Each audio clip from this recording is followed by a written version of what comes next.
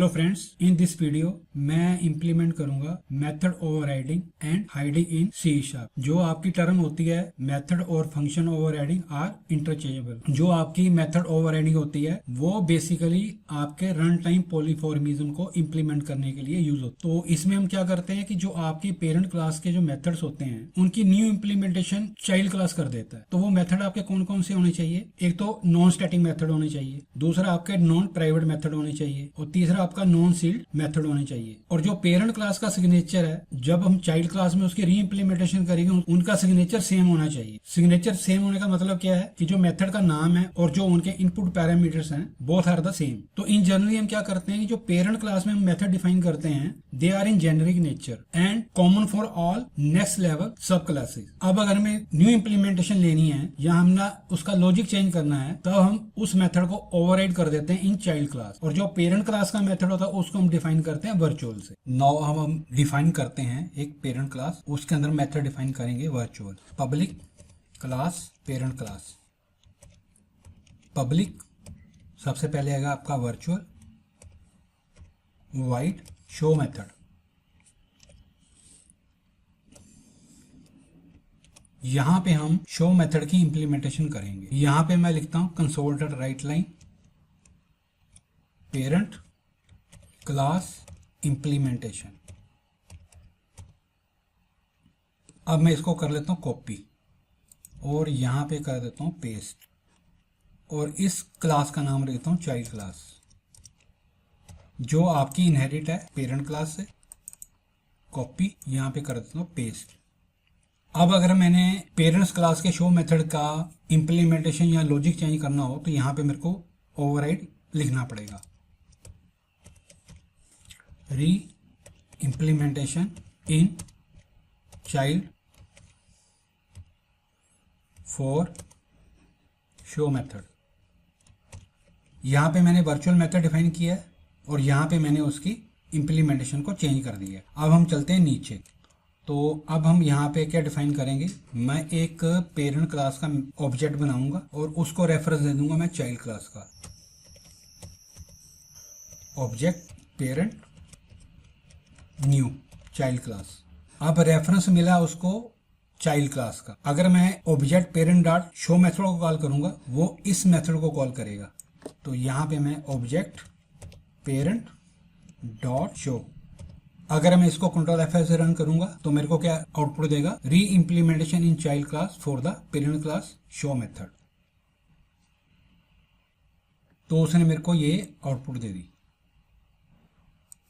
क्योंकि मैंने यहाँ पे रेफरेंस पास किया था चाइल्ड क्लास का। अब अगर मैं एक चाइल्ड क्लास का ऑब्जेक्ट बनाऊंगा और उसके शो मेथड को कॉल करूंगा तब भी वो मेरे को यहाँ पे इसके आउटपुट देगा। तो ये डिसीजन कब हो रहा है आपका, at the run time not at the compile time. Child class and object child dot show, तो दोनों में आउटपुट क्या आएगी आपकी, दिस वन। अब अगर इसको मैं कंट्रोल F5 से रन करूंगा दोनों में मेरे पास आउटपुट आएगी री implementation in child class for parent class show method.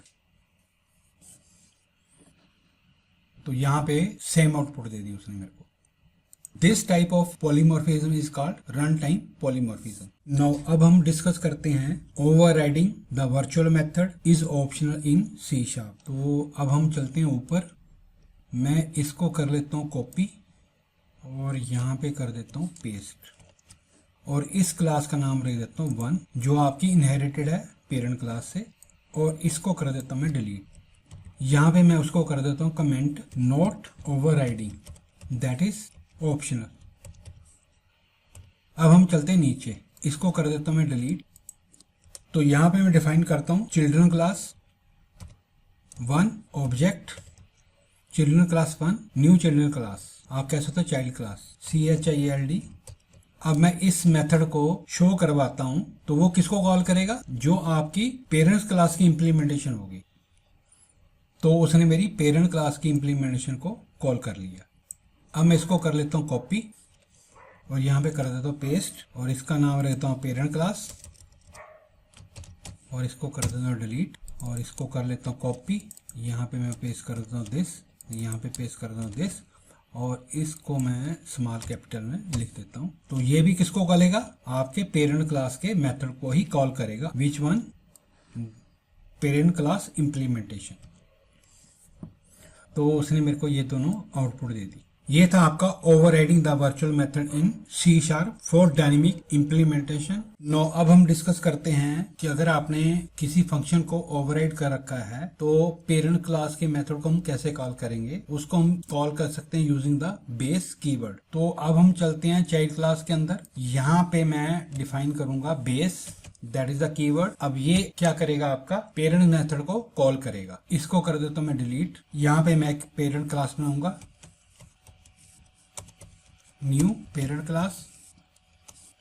अब यहाँ पे मैं उसके मेथड को कॉल करूंगा, शो मेथड को, पेरेंट क्लास के